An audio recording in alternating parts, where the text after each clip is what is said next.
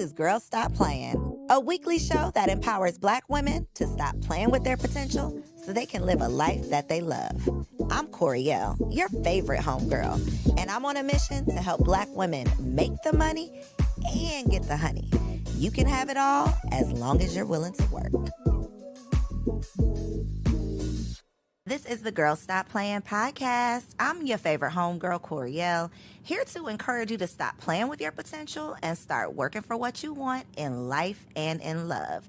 You already know that I'm bringing you the information and the conversations to help you make the money and get the honey. You can have it all as long as you are willing to work. And we have a special working woman in the building. We got my girl Ardre Orie in the studio. Hey. Fabulous woman in white. Listen, your branding is so tough that your girl had to find her own cream to wear, okay? We had my show, but I said, I'm going to match my guest I love it. today. And you look fabulous. Thank you. So Tabo was asking me, like, who's this next guest? Like, tell me about her. And I didn't even know where to begin because I am just getting caught up with the evolution of Ardre Orie. We go way back. Way back. To several lifetimes ago. I feel like at this point. Yes. But talk a little bit about who Ardre Orie is in this season. Yes. And then we're going to go back. Yes. And I love that question. First of all, thank you for having me. We do go way back, so it's a pleasure to be here. In this season, I am, first of all, authentic. And I think that that's something that I have been chasing for so long. You know, in life, you evolve, and so you're constantly trying to figure out who you are. So first and foremost, I know who I am today. I am a writer, and in that encompasses writing screenplays, TV series, film, books, of course, a ghostwriter. And then I am a multifaceted entrepreneur. And so under that umbrella, there are writing retreats. There is an independent publishing house. There is also a company that creates luxury accessories for travel. So that is who she is. Is that my bag that I got today? It is. Tell us the brand name, tell us about it, and then I will show y'all. Y'all will get to see it. Okay, absolutely. So the company is called Crown Avenue, and literally, just as a storyteller, you kind of need an outlet. Whatever it is that any of us do, I feel like you need an outlet. And so for me, that became designing pieces so that when I had a fabulous way to store my laptop, or when I was going to meetings, I needed to have multiple pieces, but I wanted something that was aesthetically pleasing and cohesive, statement pieces, but also functional. So I started that company during COVID, actually just sketching bags, and then it expanded into pieces for travel. So I love them now. I make my family, which I am a wife, happy wife of 21 years, mother, and I have my family carrying my pieces everywhere as well. Yes, and I'll be carrying your pieces as well. I love it. So one of the first things that you said is just that you are authentic now, and you have like fully stepped into who Ardre is. Yeah. At the beginning of the new year, I was like, I'm not making a New Year's resolution, but what I kept saying to myself was, I'm going to be all of me, like the fullness of me. And I still haven't really figured out what that means. Right. But what led you to figuring out like who is Ardre? Because so many people struggle with that, and we end up chasing who we think we should be or who we think people want us to be, and then we're not fulfilled. Right. I got to this place literally by trial and error, and I feel like, you know, people are always looking for an answer. How do we get there? You get there by stumbling. You get there by being uncomfortable. You get there by continuing to live, you know, each and every day. I really feel like life and who we are supposed to be, how we're supposed to show up, it's kind of like, you know how when you're listening to any of the streaming stations and they play a song, right, in an effort to create a playlist. And so you can either thumbs up or thumbs down that song. In life, we have to thumbs up or thumbs down experiences. We have to thumbs up or thumbs down people. We have to thumbs up or thumbs down energy. And so when we do that, we get closer each and every time to cultivating the playlist of life that makes us happy, that brings us joy, that gives us, you know, exposure to the experiences that we really should be having. So what did life look like before you came to this conclusion, or before you got to this space? Like, what did inauthentic, is that the right word? What did inauthentic Ardre look like? You know, I was really trying to be And this is a term that I've been using with one of my clients. I too had the perfection plague. And I think that as Black women particularly, we attempt to wear so many hats. You know, you and I both know there was a season where the term boss was like the buzzword, like you need to be a boss. And now we're in this space of giving ourselves permission to live soft lives, whatever that means, however we define that. We're in a space now where we are not glorifying struggle. We're not glorifying hustle and how hard you can work, because we understand that those things have been detrimental to us. That language has subtracted to our life's experience, from our life's experiences. So I think it's really important that we understand it is okay for things to have ease in them. Does that mean that life is going to unfold in an easy way? No. Does that mean we don't have to work for things? No. But it is okay for things to come with ease. And when things don't come with ease, we should question if that is for us, if we should be in relationship with that person, if we should be at a specific place of employment, because things are supposed to flow and we're supposed to find that flow and go along with it as opposed to upstream. So prior to Ardre Orie, the multi-hyphenate entrepreneur extraordinaire, you were in the classroom. Yep. What was your girl stop playing moment that said, there is something more out there for me and I got to figure out how to get to it? Do you remember what that was? Absolutely. So I got my bachelor's, master's, and my specialist in education, right? Sally Mae. Somebody find her. Anyway. Hack her. Y'all be hacking everybody else and they took out these Find Sally, right. So I did that. I kept searching. You know, I feel like we all have this tugging.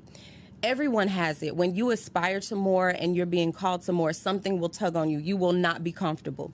And so I was not comfortable in the classroom because I felt like I needed to touch more people. So I left the classroom and I began to work more with the teachers. And then I felt like I needed to touch more people. And then I became an administrator, an assistant principal, and I felt like I needed to touch more people. And so I knew that, but I was still going along the path that I felt was safe.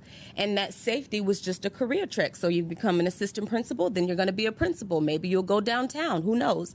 But for me, when I got pregnant with my second daughter, I was very sick. Seizures, passing out, you know, all the things. And I was still attempting to work because, you know, you got to hustle. So because you're a strong black woman. Strong black woman. Like, you got to get it. So I remember I passed out at a training. And one of the administrators said to me, you know, I think you need to go home. And I was pregnant. And I said, no, you know what? I think I should finish, because I felt like that was one of the requirements for me to advance in my career. Let me finish the training and then I'll go home after that. I was passed out. They called 911. Like, what was there for me to finish? It was just asinine to think that that was the mindset, but it was. So when I was really sick, I was home. I had to be on bed rest. And during that time, I was able to hear from myself. And I was like, something is really, really wrong. Number one, I had already raised a daughter where I'm in the education system, and I used to have a bed that I would make for her in my office because that is how late I would stay. She was the last child to be picked up when she was in daycare. She would literally be sitting there, and I could see the welling in her eyes because she was uncomfortable. There were so many sacrifices that she had to make as a result of me trying to be there for other people's children. And I thought something is really wrong with this. So I talked to my husband and I said, you know, I don't want to put our next child through this. What are our options, right? And so we talked about the options. And my husband actually told me to do what I'm doing right now to become a writer. But I got so sick that I couldn't go back. And then he got a job opportunity in Atlanta. So I had to leave. So I was kicked out. That moment was me being forced out. It wasn't because I was just so brave and decided to do it. I was forced out. You were forced out. And I think that God has a funny way of getting in your face. Yes. And like you know, something is gonna keep eating at you. Something is gonna you can run, but it's gonna chase you. It's gonna follow you, and you're not going to feel fulfilled until you truly figure it out. And it could be several iterations, it could be several versions, but you know, several drafts. Right. We got a writer in the building. You like what I did there? Hello. Several drafts before you finally get, you know, to the finished product. And I think so many of us get caught up in that initial draft, or I can relate to the feeling of, okay, I know that I want something more beyond this classroom, so let me go back and get another education degree. Of course. Let me figure out how I can work for a textbook company. We Right. are like living Wearing in this little blinders. box based on the degree we got or based Right. on the career track. And Right. so, you know, I hate that it had to be those circumstances literally that set you down. Yes. But I love that you got the opportunity to hear Yes. from yourself, I did. because that's one thing that most of us don't have. Like, we don't have the luxury to Right. just sit Right. and think and hear from ourselves, Right. hear from God, get the plan. Yes. And that's a lot of times why we end up just kind of spinning our Spiraling. wheels. Yes. So I wanted to know how your husband has evolved with this new evolution, but you kind of answered a little bit, because you said, like, he saw you when you couldn't see you, so he did. told you, "Sis, this is what you need to do" way did. back then. He did. But a lot of times when your husband doesn't marry the entrepreneur, sometimes he doesn't know how Yes. to handle the entrepreneur. So Right. what has your marriage, like, how has your career impacted your marriage? Right. Very much so. Very much so. Like, first of all, he said, you know, why don't you just write? And I was like, that's crazy. Like, you know, you can't make money doing that. Why would I do that? And the first problem is that I associated self-worth with my ability to generate an income. So that was barrier number one. Well, how do you not do that, Ardre? Help me right now today. How do you just decide that does not define you? me? I feel like it's a must in entrepreneurship because of the fact that there are so many ebbs and flows in entrepreneurship, particularly when you begin or if you're trying to figure it out. And if you believe that what you're doing is only good based on your ability to generate an income, you have an immediate problem, because your will to do it has to go beyond compensation, or you will give up. You will give up. There's no way to keep doing it. Also, in entrepreneurship, money is not predictable in the beginning. When you're launching a business, some people, you know, there are those people who in the first however many months or whatever, they're super profitable. That was not the case for me. I struggled tremendously to be profitable. But what I also learned is that you have to recognize when you're on fertile ground versus not. And that could be just a step to the left or to the right. You know, you have to be willing to do that, but you need the space to be able to figure those things out. So I had not come from a space of entrepreneurship. I had not seen entrepreneurship in my home, nor had I seen a marriage in my home. So those were two things that I was trying to figure out on the fly. But for my husband, you know, he encouraged me to write. We made the decision to live off one income. That alone, and I don't want to say for Black families, I can only speak about us, but what I do know is that a lot of our married friends were not doing that.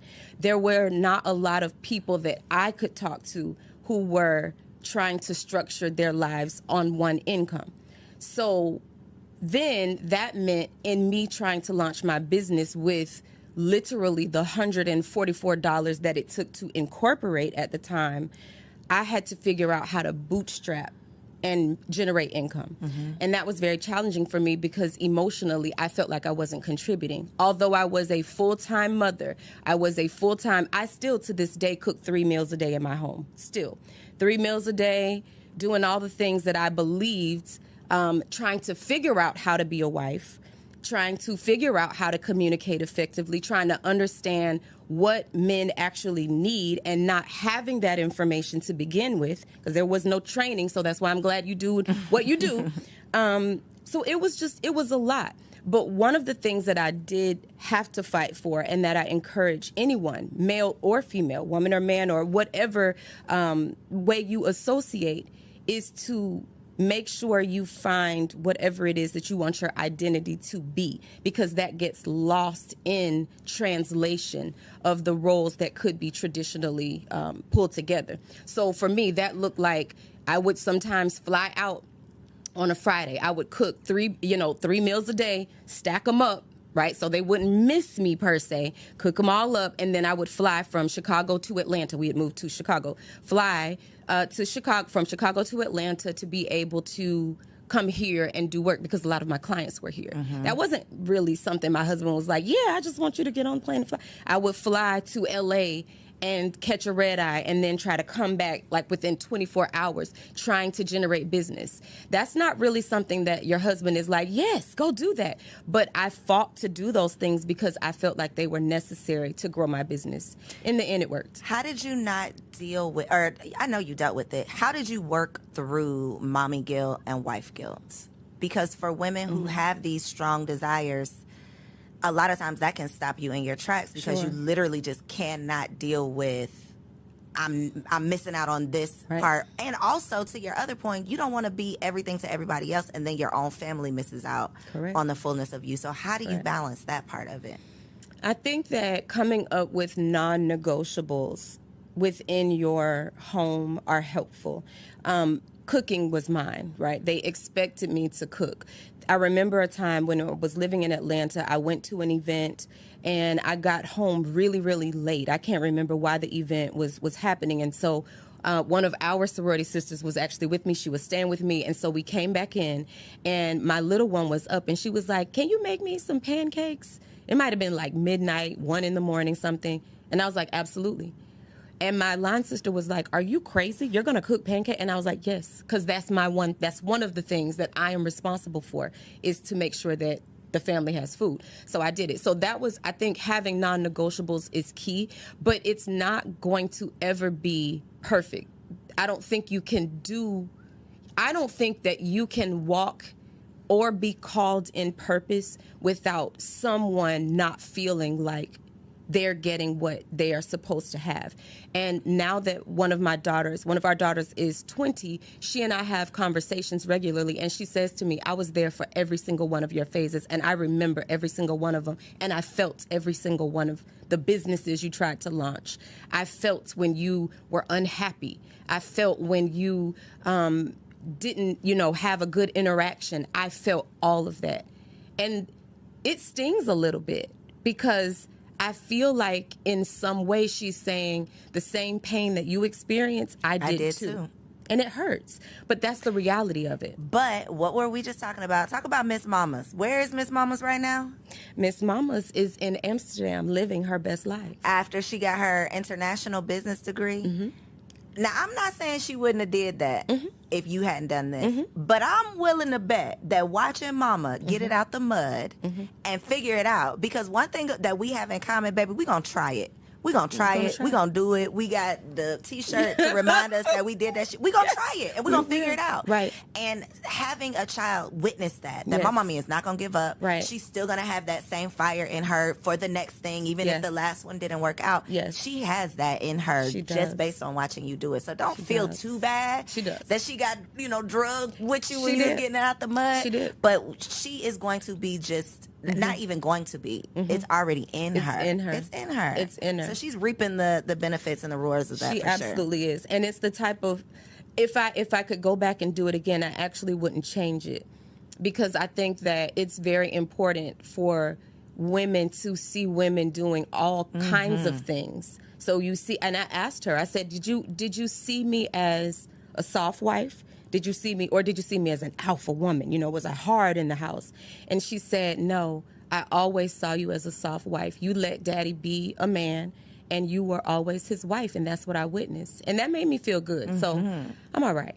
So what does that look like to you, in your opinion, and like what do you want that to look like for your daughters? Because I already know, Ardre, somebody is gonna watch this and they're gonna be like, cooking 3 meals a day, who are making meals at midnight? It was this clip going around social media of like, if your husband asked you to cook for him at 2:00 in the morning, would you get up and do it? And it was just this whole thing about it. So I know somebody watching this is gonna say what they're not gonna do. Right. So what do you think showing up as a wife looks like with your 21 years of experience? And obviously everybody's version looks different. Sure. But what is your advice, and what do you hope your daughters take away from watching you be a wife? So the first thing that I will say, and I think that this conversation is actually very much embedded in a book that I'm writing.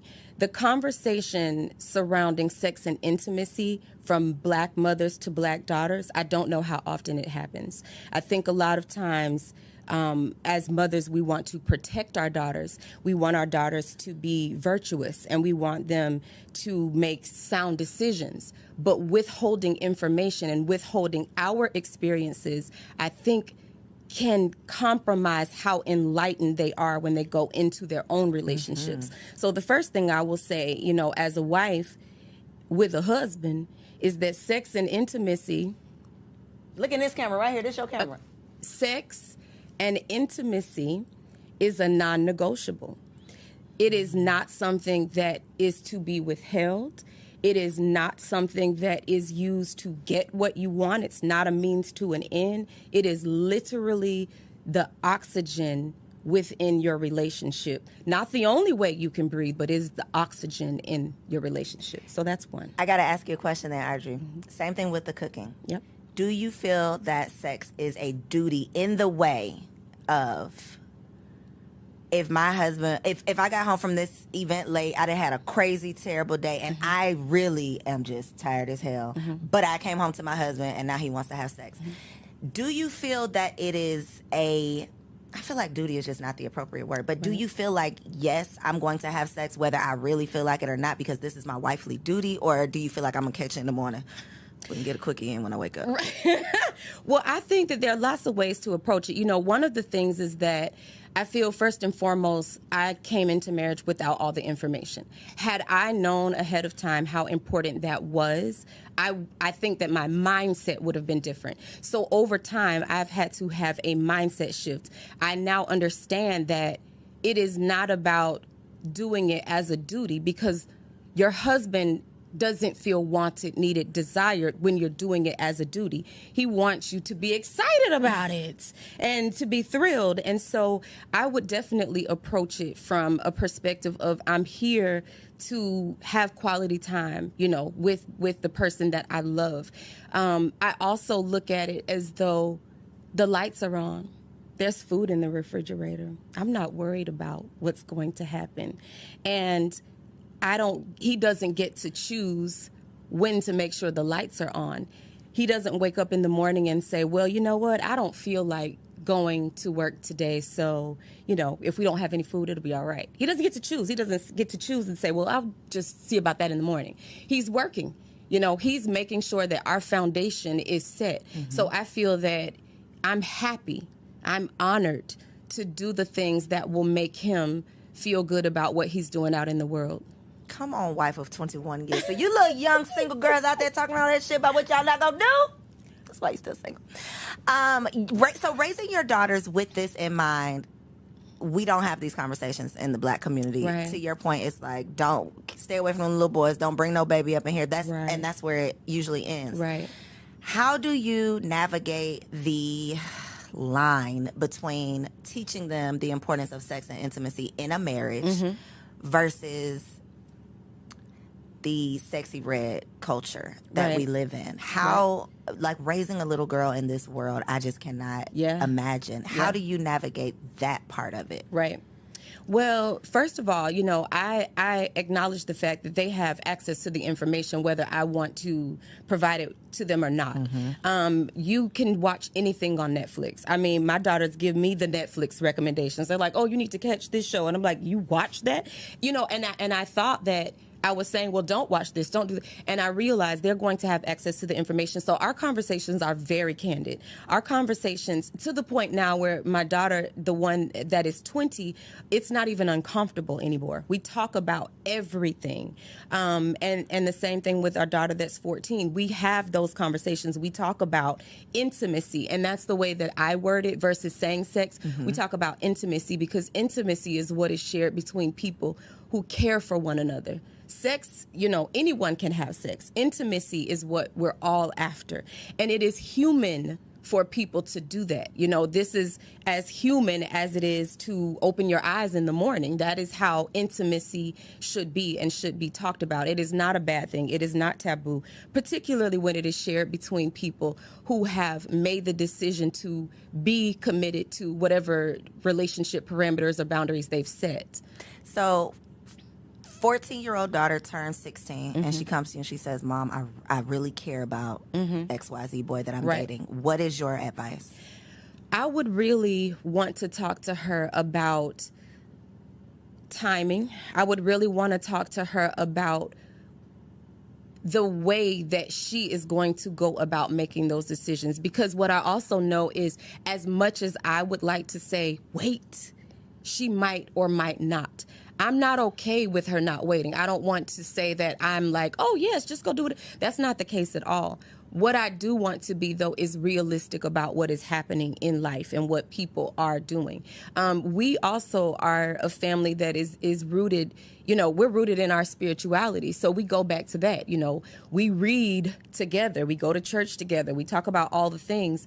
But I would really just ask her to continue to talk to me about making the decision. Let's have multiple conversations about it. Let's role play about various scenarios you could be in. Let's talk about what happens on a date. Let's role play, like pretend I'm the guy. You tell me, and I will say different things. We would go that far to that extent because I just want them to be prepared. I don't want them to feel like, wow, we've never even encountered this decision. And now I'm on my own trying to figure this out with a 16-year-old brain. Right. It's tough. It's hard. Tough. It's hard. Do you feel like you are raising your daughters to be wives? Absolutely. Absolutely. If that's what they want. So do you, because again, part of the conversation is you should aspire to become a wife. We should be raising our, Black women, we don't raise our daughters to be wives. We tell them to go to school, get a degree, don't ever need a man, that part. Right.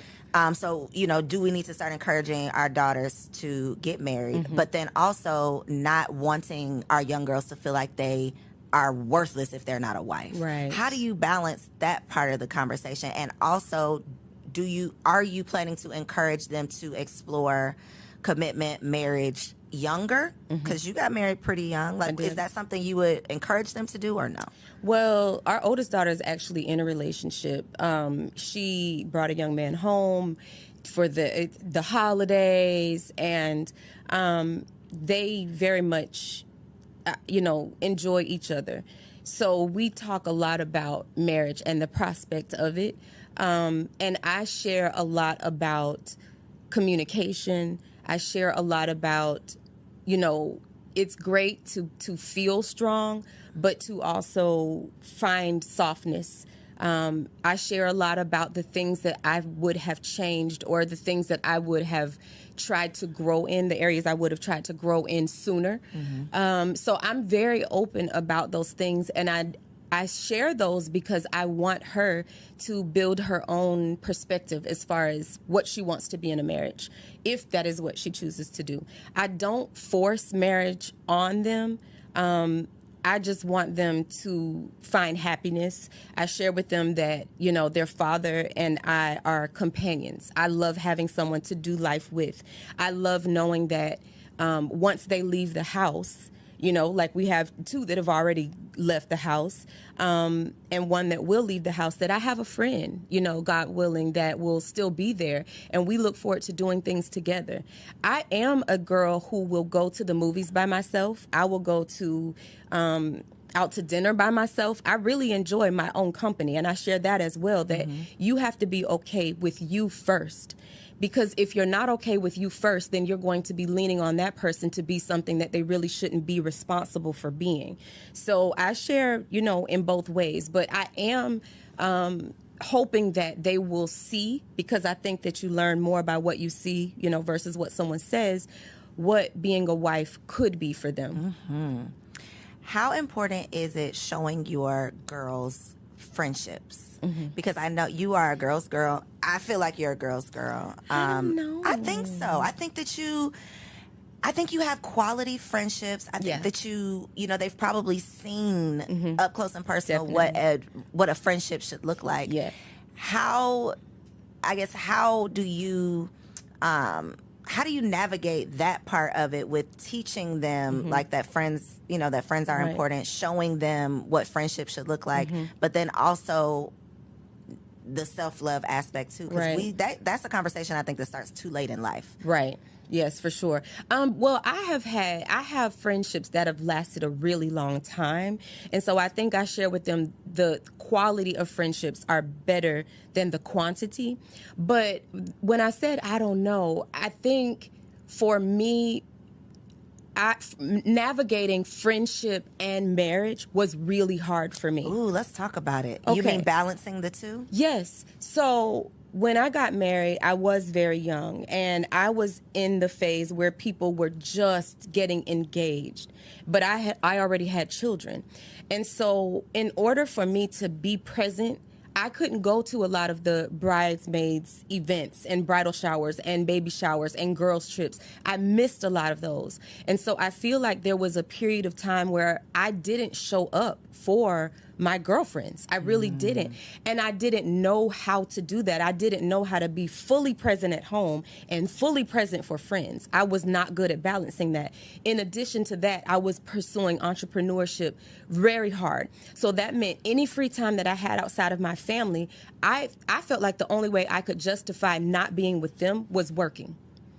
It wasn't like, oh, I'm going to go fly to LA to go hang out with the girls, but I'm leaving my small babies and my husband. That just didn't add up to me. I'm still not the girl who's like, let's do a girls trip. I was coming around to a girls trip question. I'm not. Is it your personal preference? I don't prefer girls trips, or I have guilt with leaving my family. I have guilt with leaving my family. I love my girls, and I do now. I'm literally in a season of what I refer to as I'm making up with to everyone, right? I call all my girlfriends. I'm like, hey, what do you need me to show up for? What is it? Call me. I'll be there, because I'm now in a season where I can do it. My kids are stable. My husband is stable, and I'm stable. I was not stable back then. I was trying to figure it out. I was just on shaky ground, and so I could not show up. I just didn't have the capacity. And I had that conversation with all of the people who are very important to me to help them understand that it wasn't that I didn't want to come. I didn't have the capacity, and I felt very guilty because I was pursuing this business that required so much of me. So now, and I had that conversation with my daughters as well. And I said, hey, you remember this one, this one, this one? I'm going to this for that person. I'm going to this. I'm flying out of town. I'm doing whatever you want me to do, because I can. But I couldn't before. And I think we need to give people grace. I'm still not the friend that talks on the phone. If I have free time, I'm talking to my husband. If I have a free moment, I'm checking in with my kids, my mom, who needs me in this season. So if you need me, I will show up, whatever it is that you need. But I'm not calling you every day. And please don't call me every day. No, either. And if we can do by text, that's great. Yeah, you are me, Ardre. Okay, so we probably not girls. Yeah. It is very tough managing the transition, especially when the transition to mother and into marriage happens close. Same time. It's really tough. It's tough on you as the person making the transition, and then it's tough on the people who were used to the old version of you. And there is a lot of guilt associated with it. You feel bad about it. They're mad at you. You don't know what to do because you don't know what to do. You know, it's new for everybody. Yes. But we don't usually have these conversations. Right. So then when you get into it and you just feel like you're a bad friend, you're a terrible person, but no, you're human.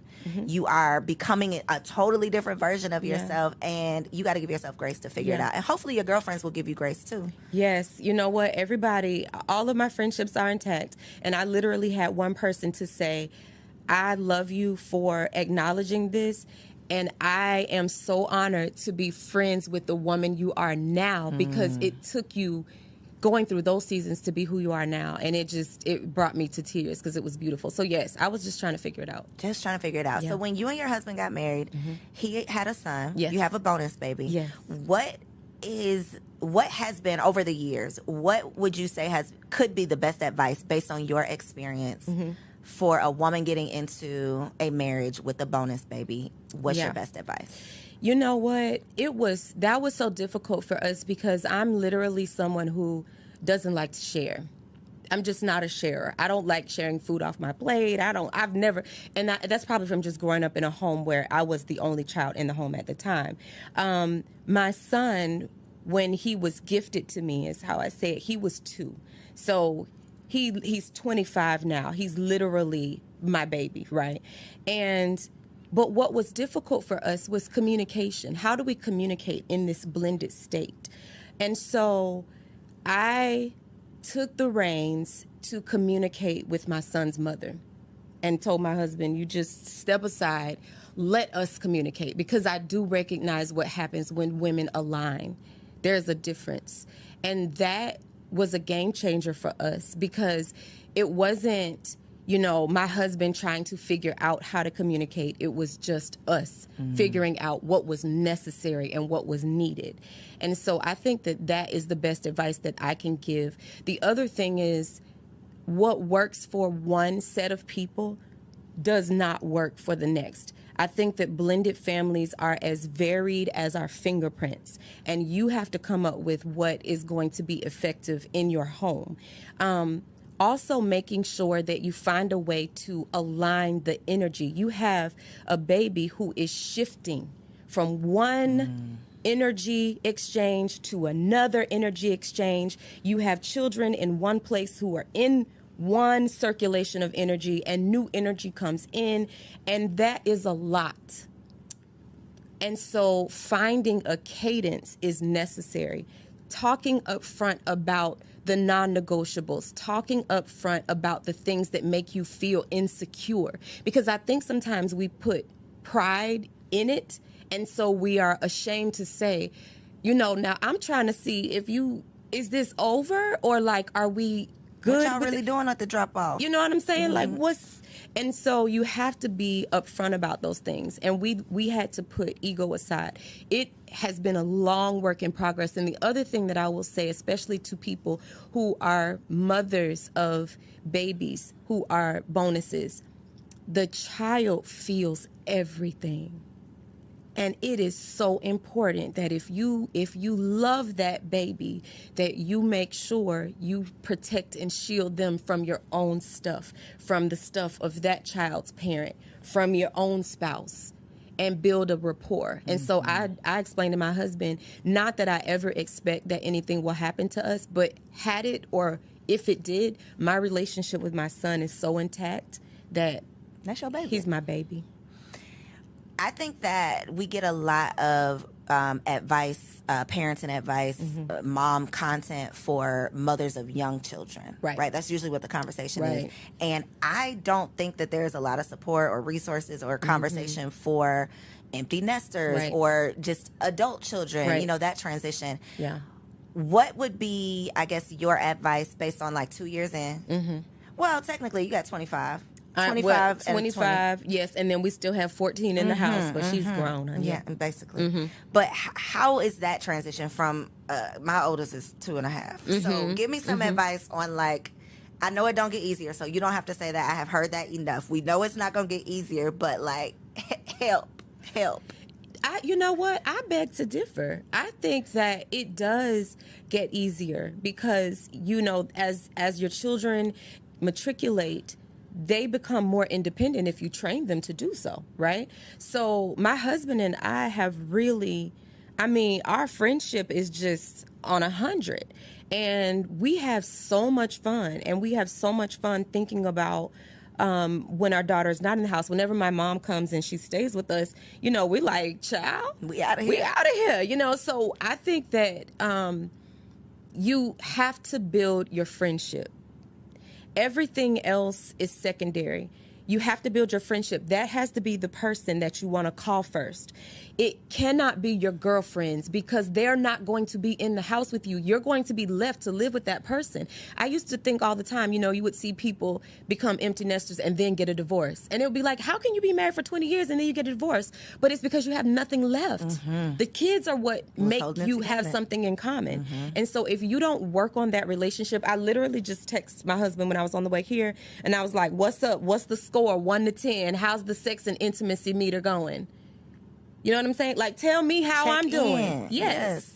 Because I'm good. So tell me how I'm doing. Speaking of, what do you think, from an OG wife to a newlywed, what do you think is a realistic goal for intimacy in a week?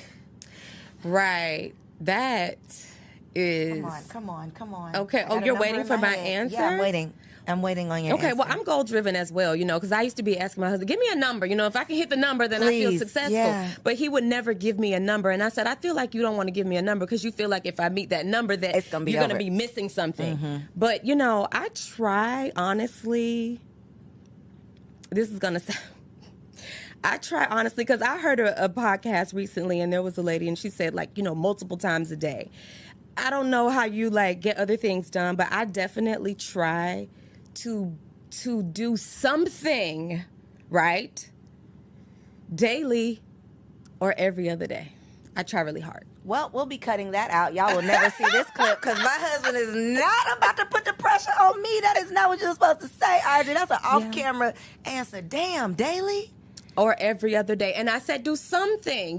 Intimacy, there are lots of options. I think, too, wives, you have to find variety.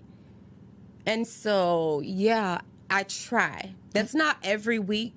Things happen. My mother just had multiple surgeries. I'm caring for her right now. So, schedules are off. I moved my daughter. Schedules are off, but I try very hard. As a standard, that's what you attempt to do. In my mind. Okay. We're going to shift the conversation. No more marriage talk, no more intimacy. I want to talk about being a celebrity ghostwriter. Yeah. Because most of the girls who are entrepreneurs, who do any type of services, we would dream of doing whatever we do for a celebrity. That's ideal for most people. What has your experience been like working with regular folks and celebrity people? And what advice would you have for someone in any space that wants that type of client?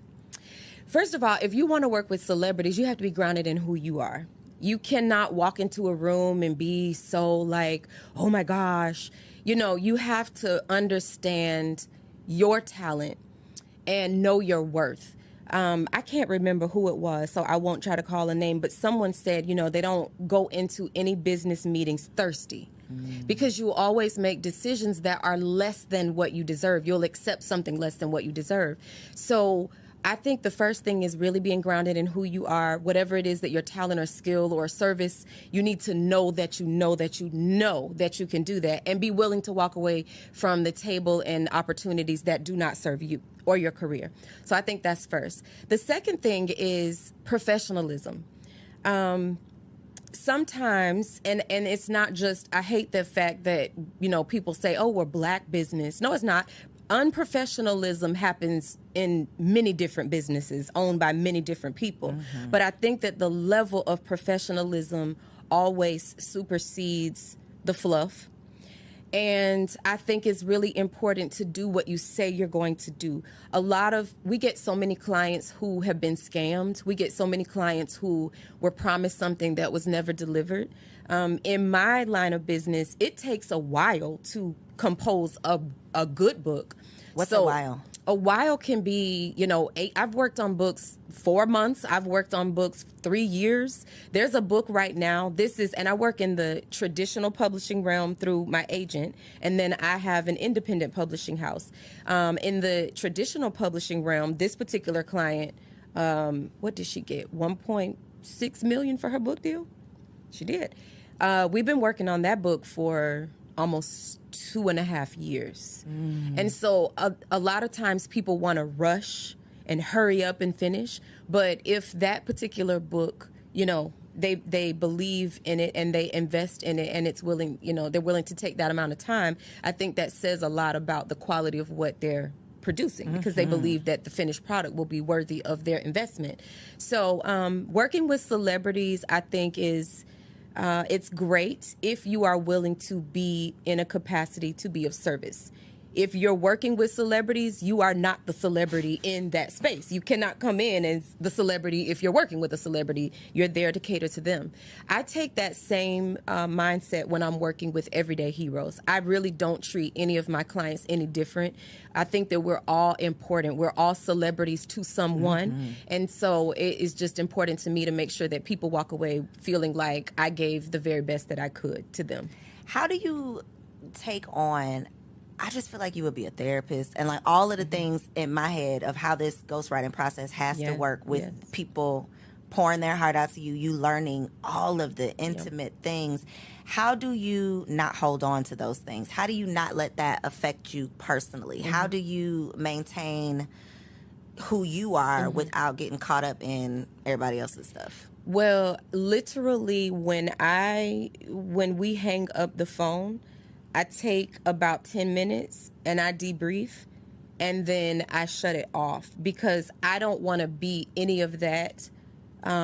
Even if it's great, you know, I learn so much. I learn every day from my clients. I get great information and insight, but there is a lot of weight. There are a lot of heavy things. You know, there are lots of tragic things that happen in people's lives. There's a lot of emotional baggage. And I was raised by a counselor, so I know that my approach to it is very much therapeutic. I have people that call me all the time and say, I need to write another book just because I want to talk to you, right? But when I see the faces of my family, I don't want to transfer any of that to them. I don't want to give them anything that doesn't belong to them, that shouldn't be in our house. And so it literally shuts off. I've learned how to do that. Before, I would say it was a work in progress. I had to learn how to do it, but I have learned how to do that very well. So for anybody out there, you said you work with everyday heroes, the regular folks. Yes. Okay, so for the regular folks out there who might be interested in all of the things, because you do ghostwriting. Yep. Say it again. Say all the things again, Ardre. Okay. Because you do ghostwriting. Ghostwriting. You also do retreats. Absolutely. And then put the camera on Ardre so I can get my bag. So show the people. Okay. Okay, so you have ghostwriting. There is an independent publishing house, 13th and Joan Publishing House, and we publish books for everyday heroes. We have author coaching. We also have just publishing for people who have finished their manuscript and they just need it to be published. We do marketing because a lot of authors don't know how to market their books. They write them books and don't sell them. Then they don't have sales. So we do the marketing. We have an agency for that. And then we do the retreats so that if you need to get away and write, okay, we can do that. We're going to Milan next month. We have our summer writing retreats coming up.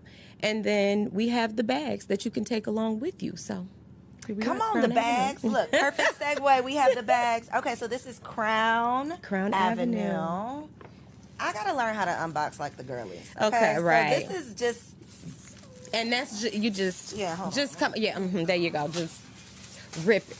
Rip me out the plastic. I can act them brand new. That part. Okay, y'all. Hold on. It's coming, guys. The suspense is killing you. I'm sure. Ooh, I was wondering which one it was going to be. Okay, guys. Dun, dun, dun, dun. And that's for your laptop. She's fly. Yes, she is. Let's see how she works. Right. She's for your Come laptop. on with the red. All insert. red interior for everybody. The intensified pink. Yes, right, exactly. Yes. Right. Okay. You see? Crown Avenue. Yeah. Fabulous. So where can they connect with you and where can they grab an accessory? Sure. So publishing, you want to write. That's 13th and Joan, 13THANDJOAN. Crown Avenue is CROWNE Avenue. Crown Avenue.